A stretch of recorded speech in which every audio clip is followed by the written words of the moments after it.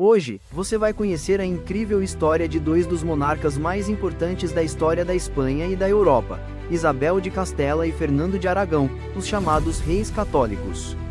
Uma união que não foi apenas um casamento entre duas pessoas, mas entre dois reinos. Uma história de guerras, alianças, traições, religião e expansão. Uma jornada que começa em plena Idade Média e culmina com a criação do embrião do Império Espanhol.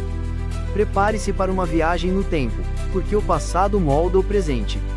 A infância dos reis. Isabel de Castela nasceu em 1451, em Madrigal de las Altas Torres.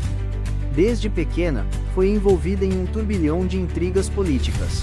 Já Fernando de Aragão, nascido em 1452, foi educado como príncipe guerreiro. Ambos cresceram sob as sombras de crises dinásticas. Castela enfrentava disputas pelo trono, enquanto Aragão enfrentava conflitos internos e guerras com a França e Nápoles. O casamento político em 1469, Isabel e Fernando se casam secretamente, contra a vontade de Henrique IV, rei de Castela. O matrimônio foi político e estratégico. Unidos, poderiam formar a maior potência da Península Ibérica. A união causou revolta entre os nobres e deu início a uma guerra de sucessão entre Isabel e a filha de Henrique IV, Joana la Beltraneja. A Guerra de Sucessão Castelhana entre 1475 e 1479, Isabel lutou para garantir seu direito ao trono. Portugal apoiava Joana, enquanto Isabel tinha o apoio de Aragão. A vitória de Isabel consolidou seu trono em Castela.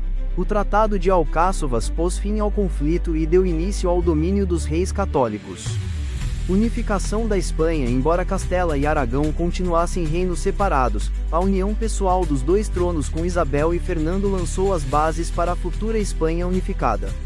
Eles reformaram a administração, fortaleceram o poder real e começaram uma política de centralização, reduzindo a influência dos nobres.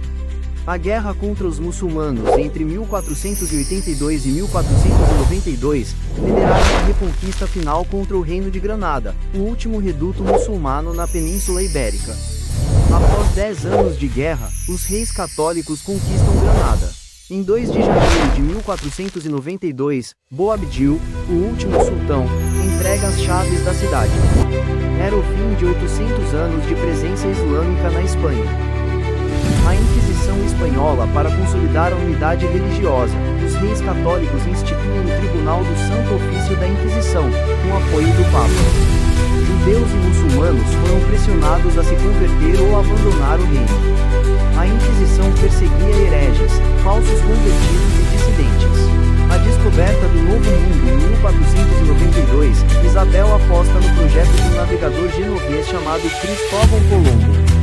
Com o apoio dos reis católicos, ele parte em direção ao oeste e descobre a América.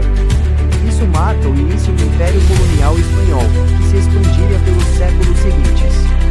Filhos, herdeiros e alianças. Os filhos de Isabel e Fernando foram usados como peças diplomáticas. A filha mais famosa foi Joana, a Louca, que se casou com Filipe, o Belo, da Casa de Habsburgo. Isso plantou as sementes para o futuro domínio dos Habsburgos na Espanha, com Carlos V como neto dos reis católicos. O legado de Isabel e sua morte. Isabel morre em 1504. Deixa um testamento com grande valor político e moral. Defensora da educação, da religião e da soberania. Fernando continua governando, mas perde influência em Castela. Ele se casa novamente e tenta manter o controle para os Trastámara. A morte de Fernando e o nascimento da Espanha moderna. Fernando morre em 1516.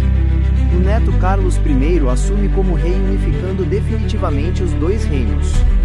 Os reis católicos deixaram como legado a Espanha unificada, centralizada, poderosa e com uma missão imperial que mudaria o mundo. Isabel e Fernando foram mais do que monarcas. Foram arquitetos de uma nova ordem política, religiosa e territorial. Sob sua liderança, a Espanha se transformou de um mosaico fragmentado em uma potência continental e transatlântica. Eles deixaram um império, mas também contradições, fé e intolerância, centralização e repressão, glória e sangue. O mundo que conhecemos hoje ainda carrega as marcas do reinado dos reis católicos. E sua história continua viva.